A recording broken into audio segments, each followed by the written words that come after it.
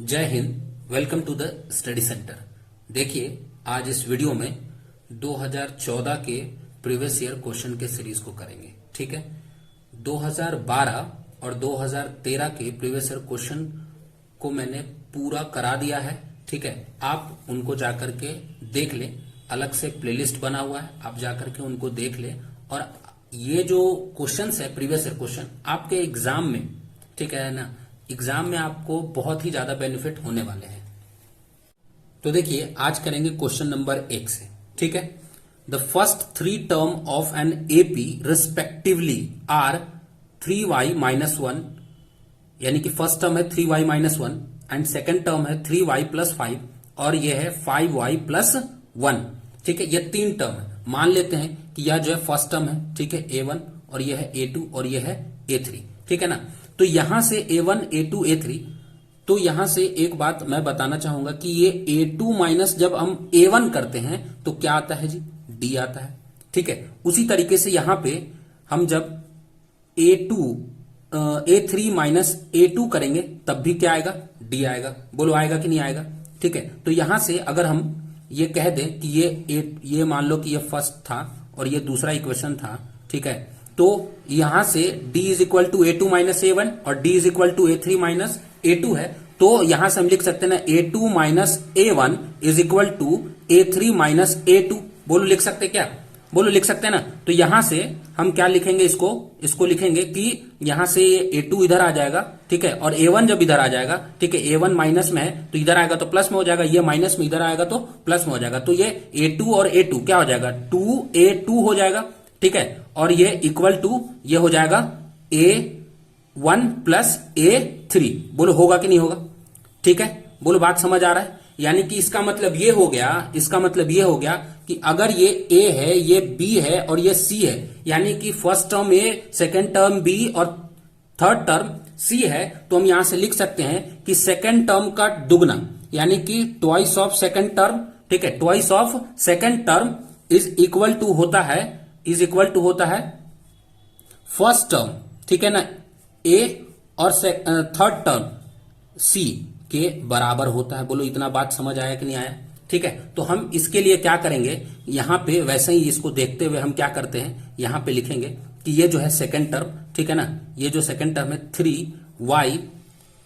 3y plus 5, ठीक है, को इससे अगर हम 2 से मल्टीप्लाई कर दे, ठीक है, और यहां से 3y+1 और इसके साथ ऐड कर दे 5y+1। ठीक है, तो ये हो जाएगा। ठीक है ना, यहां से 2 तिहाई 6y और ये 5 दूनी 10 और ये हो जाएगा 5 और 3 8y। ठीक है, और ये 1 और 1, ठीक है, 1 और 1 कितना हो जाएगा 2।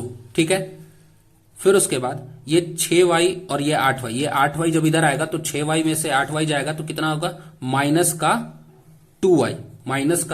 2y और ये 10 है, प्लस में इधर आएगा तो हो जाएगा माइनस में 10, तो -10 और +2 कितना हो जाएगा, -8 हो जाएगा। ठीक है, ये माइनस से ये माइनस गया, ये 2 से ये 8 गया, इसलिए y इज इक्वल टू, ठीक है, y इज इक्वल टू कितना आ गया 4। ठीक है, तो हमारा आंसर कितना हो जाएगा 4, इसलिए ऑप्शन नंबर बी। बोलो बात समझ आए। तो इसमें कौन सा कॉन्सेप्ट लगा, कॉन्सेप्ट ये लगा कि अगर कोई भी टर्म अगर एपी में गिवन है तो सेकेंड टर्म का ट्वाइस, ठीक है ना, सेकेंड टर्म का ट्वाइस क्या होता है, first term plus third term होता है। ये याद रखना है आपको। ठीक है, बस वहीं से इसको मैंने क्या कर लिया, इसका मैंने डबल कर दिया। ठीक है, और इन दोनों को, इसको और इसको क्या कर दिया, फिर सम कर दिया। ठीक है, वही चीज यहां पे कर दिया। ठीक है, बोलो बात समझ आई। अब करते क्वेश्चन नंबर 2। ठीक है, क्या है कि QR इज कॉमन टेंजेंट। ठीक है, यहां पे ये QR जो है common tangent to a given circle. यहां पे दो सर्किल दिया हुआ है, इनका कॉमन टेंजेंट है कौन, QR, ये Q और ये R। ठीक है, touching externally at point T। ठीक है, ये जो सर्किल है, ये दोनों जो है आपस में एक दूसरे को कहां पे टच कर रहे हैं, ये T पर टच कर रहा है। ठीक है, ये T पर क्या हो रहा है, टच कर रहा है। The tangent at T meet QR at P। ये जो T से, इस पॉइंट T से, यानी कि इनका जो टेंजेंट है, ठीक है, इन दोनों सर्किल का जो टेंजेंट है जो T से गुजर रहा है, ठीक है, वह इस QR को ठीक है, इस क्यू आर को कहां पे टच कर रहा है, तो कहां पे ये कट कर रहा है, तो ये जो है पी पर, ठीक है ना। यहां से कहा है कि इफ पीटी इज 3.8, ये जो पीटी है, ये जो पीटी है यह कितना है, ये 3.8 है, ये कितना है, ये 3.8 है, ठीक है। अब देखो यहां से अगर इस तरीके से अगर एक सर्किल देखो, ठीक है, तो यहां से ये हो गया, ठीक है, और ये, ठीक है, ये मान लो कि यहां पे ये टी है और ये पी था और ये आर था, तो ये पीटी जो है ये वाला, ठीक है, ये लाइन जो है ये पीटी कितना है, ये 3.8 है, ठीक है, समझ आ रहा है, ये 3.8 है। Then the length of Q R, यानी इस पूरे क्यू आर का लेंथ कितना होगा ये बताना है। तो ये 3.8 है, ये वाला 3.8 है, तो ये वाला भी 3.8 होगा कि नहीं होगा, बोलो बात, समझे कि नहीं समझे, ठीक है। तो ये 3.8, तो यह भी 3.8, क्यों, याद करो कि टेंजेंट जो ड्रॉ किया जाता है एक एक्सटर्नल पॉइंट से, किसी सर्किल के एक एक्सटर्नल पॉइंट से जो टेंजेंट्स ड्रॉ किए जाते हैं उनका जो लेंथ होता है वो क्या होता है, वो इक्वल होता है, ठीक है। इसलिए ये पीटी पी आर के बराबर होगा, PT is equal to P R, ठीक है। तो पीटी कितना दिया हुआ है 3.8, तो पी आर भी कितना हो जाएगा 3.8। एक बात समझ आया कि नहीं आया, ठीक है। अब यहां से ये पीटी, ठीक है ना, इस ट्रायंगल इस सर्किल के लिए जब ले रहे थे, ठीक है, इस छोटे वाले के लिए, तो पीटी का पीआर से हम क्या करा रहे थे, कनेक्शन। अब यहां से देखो अगर इस सर्किल को लेते हैं तो इस सर्किल के लिए भी एक एक्सटर्नल पॉइंट पी बन रहा है, ठीक है। तो यहां से ये पीटी कितना के बराबर, पीक्यू के बराबर होगा कि नहीं होगा, बोलो बात समझ आया कि नहीं। तो ये पीटी जो 3.8, तो पीक्यू भी 3.8, ठीक है, बोलो बात समझ रहे हो। फिर उसके बाद क्या है कि अगर हम यहां से इस PQ को, ठीक है ना, PQ को QP से QR से जोड़ दें, PQ को इस QP को PR से जोड़ दें तो पूरा नहीं आ जाएगा क्या, PR। तो देखो इसको अगर हम ऐड कर देते हैं तो 3.8, तो इससे कितना हो जाएगा 38 दूनी 76, ठीक है ना। और ये PR और ये PQ कितना हो जाएगा, ये पूरा QR हो जाएगा ना, बोलो QR होगा कि नहीं होगा, हाँ। इसलिए QR बराबर 7.6, इसलिए हमारा आंसर कितना हो गया, ऑप्शन नंबर बी 7.6 सेंटीमीटर। अब देखो सवाल नंबर 3, ठीक है। सवाल नंबर 3 में क्या कह रहा है, PQ एंड PR, ठीक है, इस वाले फिगर का बात हो रहा है, ठीक है। इसमें PQ ये है P, ये है P, ठीक है, ये P और ये है Q, ठीक है, PQ और ये है R, ये है O, ठीक है, और ये है 46 डिग्री, ठीक है, विजिबल है, ठीक है, ये O है। देखो PQ, ये PQ एंड PR, ये PR are two tangent to circle with centre O, जिसका सेंटर क्या है O है, ठीक है। इफ QPR, ये angle QPR is equal to 46 degree, ठीक है ना, देन एंगल QOR, यानी कि ये एंगल निकालना है QOR, ये कितना होगा, ठीक है, बोलो बात समझ आया, ठीक है। यहां से आप देखो ये एक रेडियस है और ये एक टेंजेंट है, तो ये क्या हो जाएगा, परपेंडिकुलर हो जाएगा, ठीक है, क्या हो जाएगा, परपेंडिकुलर हो जाएगा, यानी कि OQ is perpendicular to QP, ये होगा, ठीक है। एंड उसी तरीके से यहां पे OR is perpendicular on PR, ठीक है, बोलो होगा कि नहीं होगा। अब ये परपेंडिकुलर होगा, इसका मतलब ये हो गया कि angle OQP is equal to angle ORP is equal to 90 degree, बोलो ये दोनों 90 डिग्री होगा कि नहीं होगा। अच्छा, ये परपेंडिकुलर क्यों होगा, तो परपेंडिकुलर होगा, ठीक है, यानी कि ये इसलिए होगा क्योंकि ये रेडियस है, और रेडियस ऑलवेज जो है कि टेंजेंट का क्या होता है, परपेंडिकुलर होता है, टेंजेंट पे क्या होता है, परपेंडिकुलर होता है, लेकिन कहां, एट पॉइंट ऑफ कॉन्टैक्ट पे, ठीक है ना, एट पॉइंट ऑफ कॉन्टैक्ट पे। अब ये नहीं समझना कि ये अगर मान के चलो कि ये एक दूसरा रेडियस है, ये रेडियस जो है इसके ऊपर परपेंडिकुलर है, ठीक है, मान के चलो कि ये रेडियस है, ठीक है, ये रेडियस O है और ये मान लो कि B है। अब OB कहना कि इस पे कहां परपेंडिकुलर है, तो नहीं, पॉइंट ऑफ कांटेक्ट पे, ठीक है ना, ये है OR, तो OR और यहां से ये जो है RP, यानी कि ये RP एक टेंजेंट हो गया, ठीक है, और OR क्या हो गया, रेडियस हो गया, तो इनका जो पॉइंट ऑफ कांटेक्ट आर है, ठीक है ना, इसके ऊपर क्या होगा, 90 डिग्री होगा। ठीक है, बताया मैंने। ठीक है, पिछली वीडियोस को जाकर के देखो, उसमें बहुत ही डिटेल से बताया मैंने, आप लोग जाकर के देखो। ठीक है, फिर देखो यहां पे ये 90 हो गया, ये 90, ये 90, ये 46, तो ये कितना हो जाएगा। तो सिंपल सी बात है कि क्या करेंगे, ये पूरा जो क्वाड्रिलैटरल है इसका जो है सम कितना होता है, चारों एंगल का सम कितना होता है, 360 होता है। ठीक है, तो 90 प्लस 90 प्लस 46 माइनस 360। ठीक है, चलो लिख ही देता हूं। ठीक है, थोड़ा ऐसे लिखता हूं। देखो ऑब्जेक्टिव है, आपको ऐसे ही बनाना है, Q plus angle P plus angle R, ठीक है, और प्लस एंगल O, यानी कि QOR। ठीक है, QOR इज इक्वल टू 360। ठीक है, अब यहां से Q कितना है, 90। ठीक है, P कितना है, 46। ठीक है, और R कितना है, R भी 90 है। ठीक है, और यहां से ये निकालना है एंगल QOR। ठीक है, इज इक्वल टू 360 डिग्री। बोलो जी, बात समझ आ रहा है कि नहीं आ रहा है। ठीक है, तो 90 हो जाएगा कितना, 180। 180 इधर ले जाके घटाओगे 360 में कितना हो जाएगा, इधर भी 180 हो जाएगा। ठीक है, और ये 46 इधर घटाओगे 180 में, ये कितना हो जाएगा, ये हो जाएगा जाकर के 1134। बोलो बात समझ आया। देखो 6 4 10, 4 3 7 और 1 8।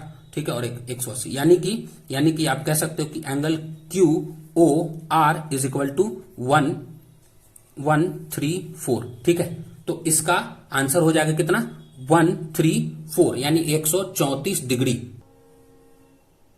तो आंसर हो गया ऑप्शन नंबर बी, 134। ठीक है, अब आपको यह याद रखना है कि कभी भी इस तरीके से जब टेंजेंट अगर गिवन है, ठीक है, अगर एक एंगल गिवन है, ठीक है, ये 90 होता, तो आप सिंपल सा सीधी सी बात ये याद रखो कि ये जो सामने वाला जो एंगल होगा, ठीक है ना, OQR, ठीक है, आप ये लगाना, ठीक है ना, QOR, एंगल QOR, ठीक है, plus angle angle PQR is equal to 180 degree, क्योंकि ये दोनों क्या होता है, सप्लीमेंट्री होता है। ठीक है, आप सीधे से बात ये याद रखना, और इसके लिए लिखना 46 डिग्री और ये 180 डिग्री, ये इधर आके घटेगा, इसलिए जो है, ठीक है, इसलिए QOR इज इक्वल टू 134। आप डायरेक्ट ये लगाना। ठीक है, बोलो बात समझ आया। ठीक है, देखो ये QPR होगा, ठीक है ना, QPR QOR, ठीक है, ये एंगल और ये एंगल, दोनों एंगल अपोजिट एंगल क्या होगा, सप्लीमेंट्री होगा। ठीक है, यानी 180 डिग्री होगा। ठीक है, ये याद रखना। ठीक है, अब सवाल number 4, a ladder makes an angle of 60 degree with the ground when placed against a wall. ठीक है, एक दीवार है, ठीक है, एक दीवार है, ठीक है, और वो जो है दीवार क्या करता है कि दीवार के ऊपर एक इस तरीके से हम सीढ़ी लगाते हैं। ठीक है, अब जब ये सीढ़ी लगाए तो वह ग्राउंड के साथ, ठीक है ना, वह ग्राउंड के साथ यह 60 डिग्री का एंगल बनाता है। जाहिर सी बात है कि सीढ़ी हम कहां रखेंगे, ग्राउंड के ऊपर रखेंगे। ठीक है, उसका जो बॉटम होगा वो कहां होगा, ग्राउंड पे होगा, तो वह सीढ़ी और वह ग्राउंड के साथ मिलकर के कितना डिग्री का एंगल बना रहा है, 60 डिग्री का एंगल बना रहा है। If the foot of ladder is 2 metre away, यानी कि इसका जो फुट है लैडर का वॉल से कितना मीटर की दूरी पर है, तो 2 मीटर की दूरी पर है। ठीक है, तो ये 2 मीटर हो गया। बोल रहा है then the length in metre is, ठीक है, ठीक है, तो लैडर का लेंथ कितना। तो देखो मैंने 60 के लिए और 30 के लिए एक ट्रिपलेट बताया था। ट्रिपलेट यह बताया था कि आपको हमेशा याद रखना है 1 √3 और 2, ये 3 नंबर। ठीक है, 1 √3 और 2। मैंने बोला था कि ये 1 जो है √3 से क्या होता है, छोटा होता है, 1 इज स्मॉलर देन √3।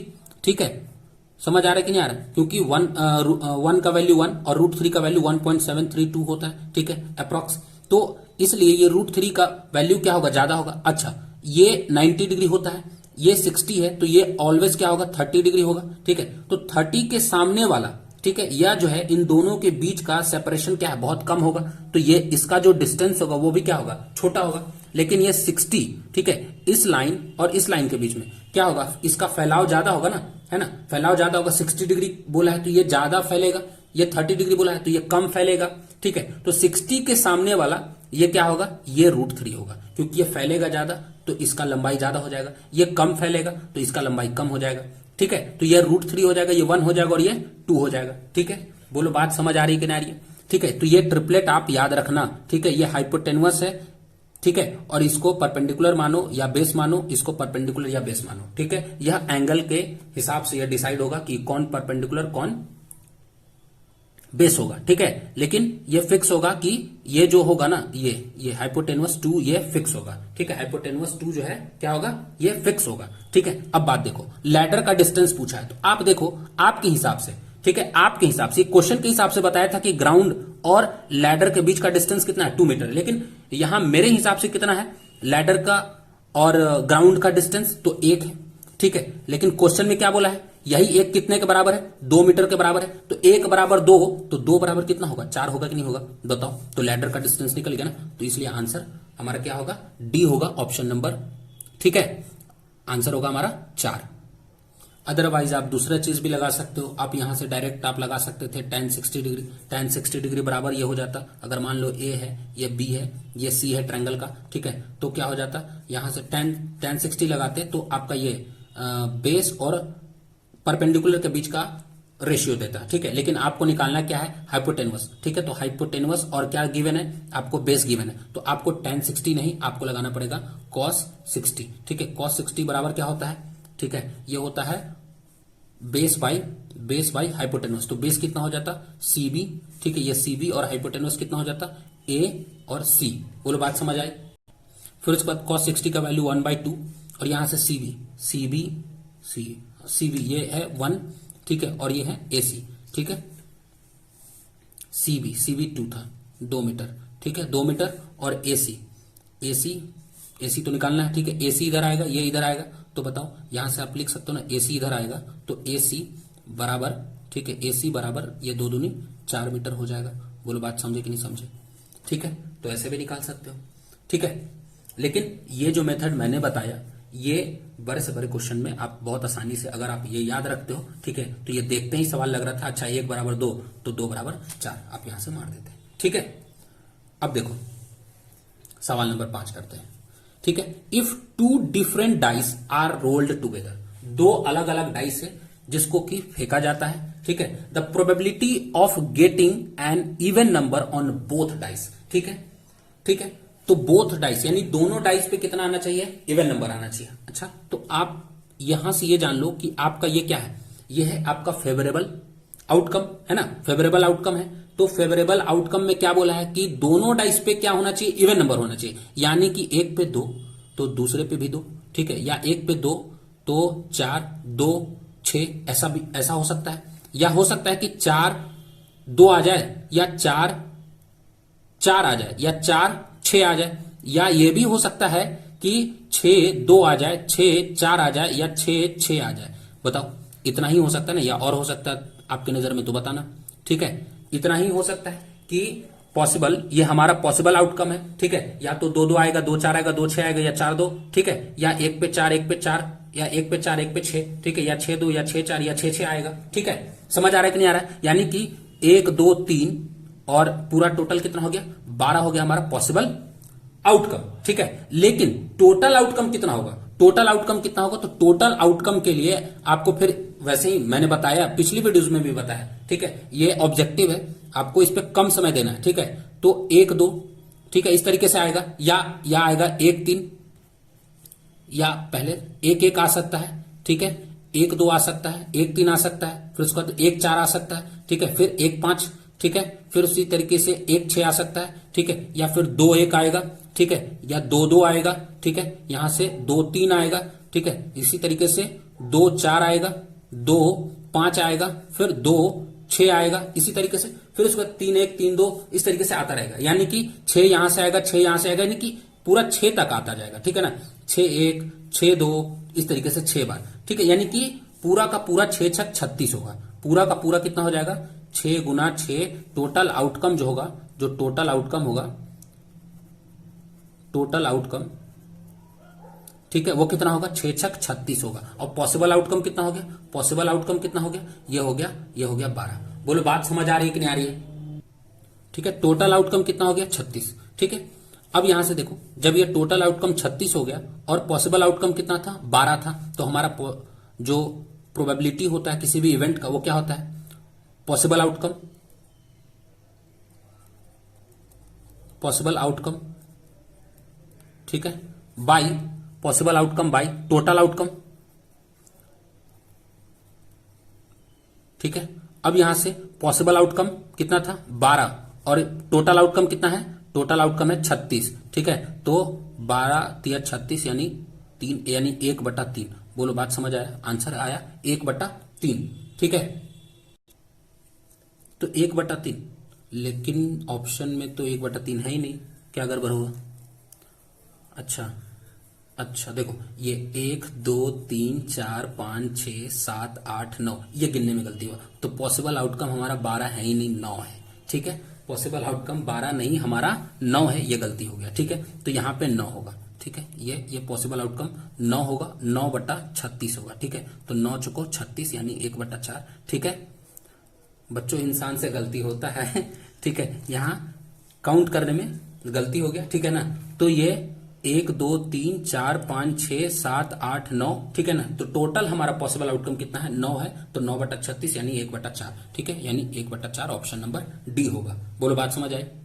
देखो एक चीज मैं बताना चाहूंगा, अगर कोई 2 सिक्का है, ठीक है, कोई 2 सिक्का है जिसके ऊपर क्या होता है, एक हेड और एक टेल होता है, ठीक है। अगर 2 सिक्का को हम उछालते हैं, फेंकते हैं, ठीक है, तो उसमें जो टोटल नंबर ऑफ आउटकम क्या होगा, 2 सिक्का के लिए ना 2 के पावर 2 कर देना यानी कि 4 हो जाएगा, ठीक है। अगर सिक्का 3 है, ठीक है, तो 2 के पावर ना 3 कर देना, उसका टोटल आउटकम 8 हो जाएगा, ठीक है। अगर लूडो का पासा, ठीक है, दो लूडो का पासा, ठीक है ना, उसके ऊपर कितना मार्क्ड होते हैं नंबर, तो 6 नंबर मार्क्ड होते हैं, 1 2 3 4 5 6 होते हैं, ठीक है।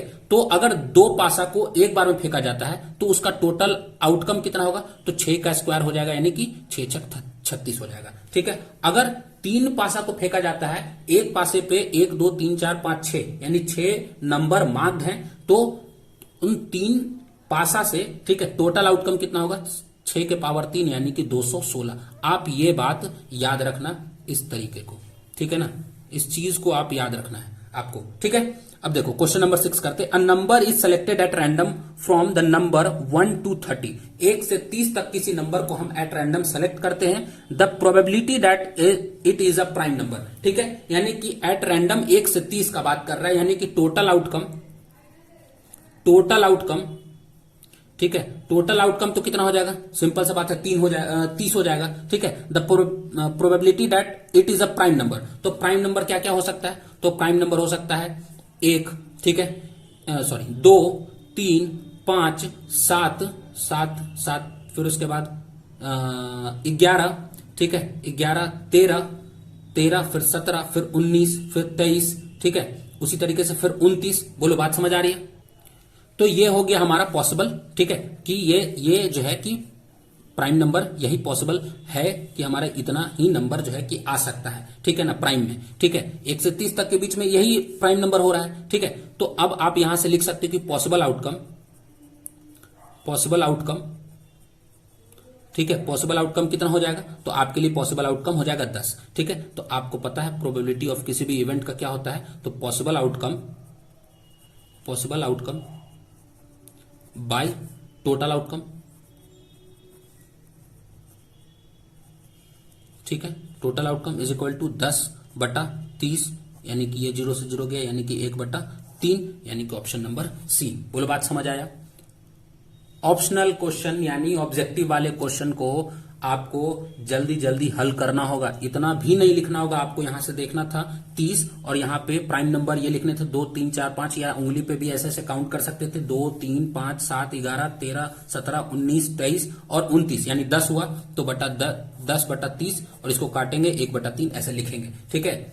मात्र 10 सेकेंड 5 सेकेंड 15 सेकेंड 20 सेकेंड, इससे ज्यादा ऑब्जेक्टिव्स पे नहीं देना चाहिए, ठीक है।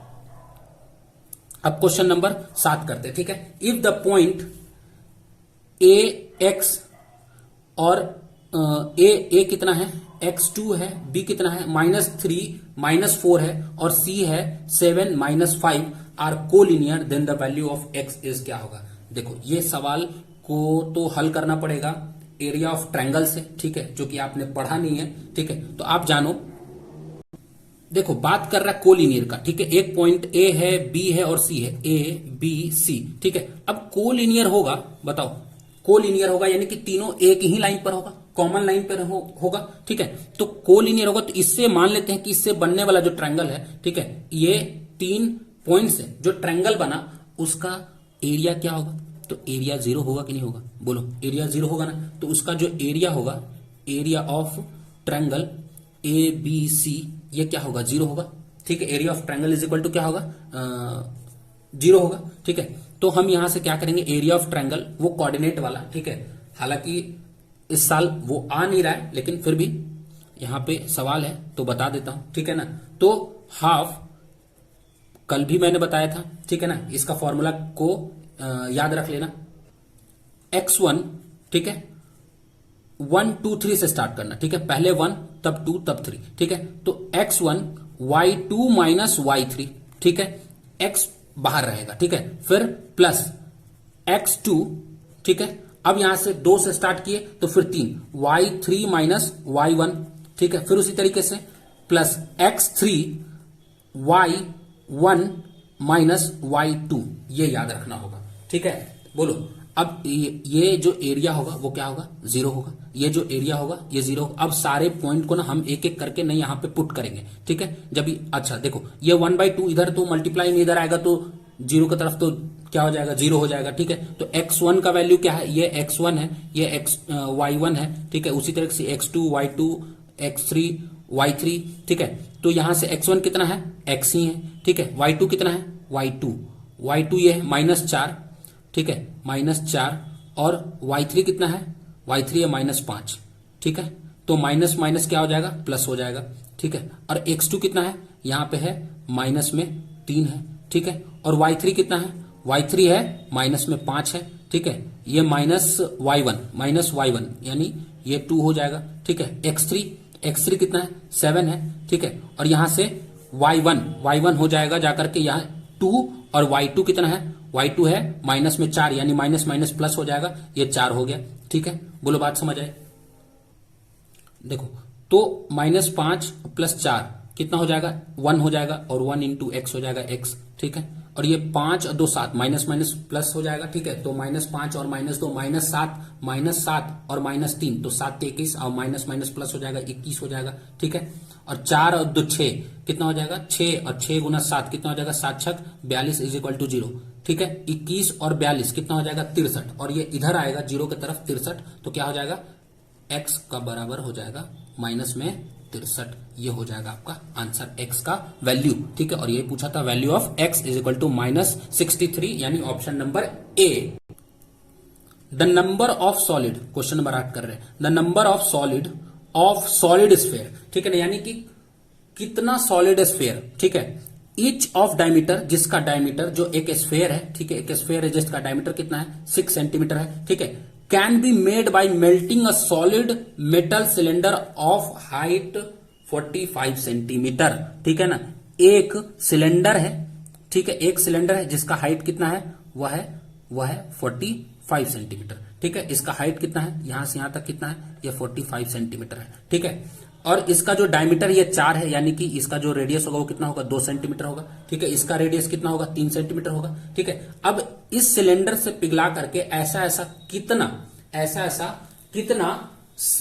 स्फेयर बनाया जा सकता है? तो हम अब ये देखो, इससे मान लो कि एन स्फेयर बनाया जाता है, ठीक है ना, यानी कि एन स्फेयर बनाया जाता है, ऐसे लिखते हैं एन स्फेयर, ठीक है।